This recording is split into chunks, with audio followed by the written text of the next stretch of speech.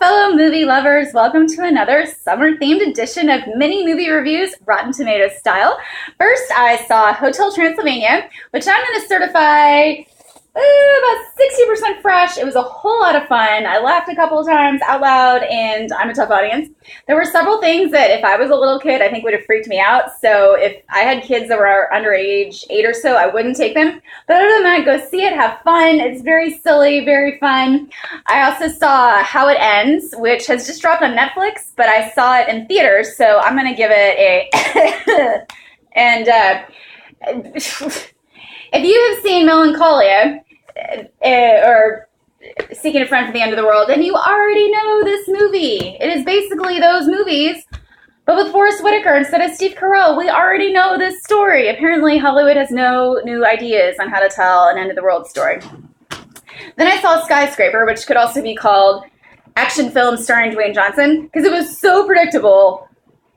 You're going to feel like you've already seen it if you go to see it, actually. It looks amazing. It sounds amazing. The action's fantastic. The explosions, the fire, the fighting, it's fantastic.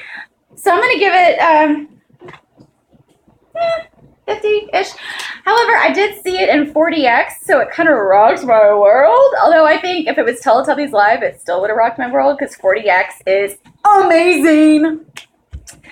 But again, the scene that we see in the preview where he jumps from the crane to the building, not even he believed he did that.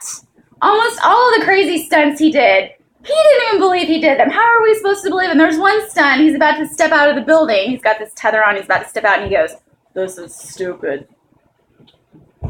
Duh.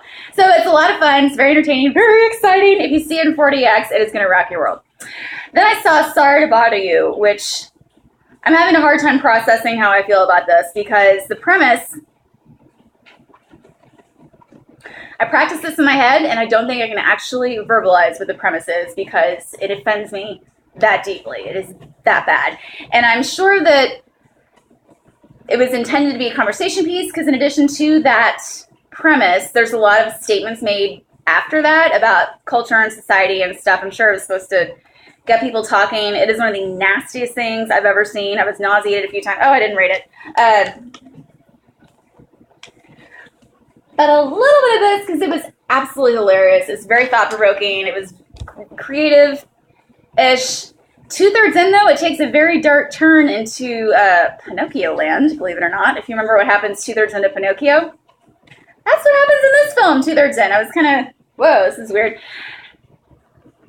Bizarre, surreal. Right away, it's established that it doesn't take place in our timeline and where we live with gravity and laws of chemistry and things like that. So it's definitely a fantasy sort of film, but it's so gross. I feel very conflicted. And I saw Whitney as a documentary. This film fails. It is a terrible documentary, simply because it time jumps so much. We're 1983, we're in 2000. Oh wait, we're back when Whitney was a kid. Oh, now we're 1987. Now we're in 1994 with The Bodyguard. It was very hard to follow, timeline-wise. I don't know what the purpose was of that. It was very hard to follow. Aside from that, I'm also going to give it this, because it was one of the most horrifying, disturbing, depressing things I've ever seen. Oh my goodness. I saw the Amy Winehouse documentary. I thought that was depressing.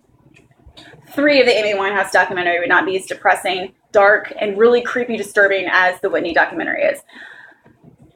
It was very confusing, because the Houstons went to church. They sang in church. Whitney even said, whoever God is, he loves music, he loves to be praised.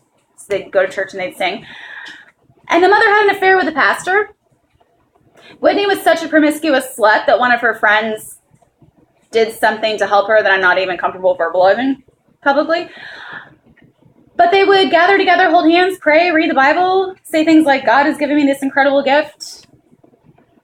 Didn't make a lot of sense. The whole thing about her having her baby, Bobby Christina, bringing her home and then giving her to a family member and not picking her up for 8 years was very strange and sad. And the way we treated her as a society is horrifying.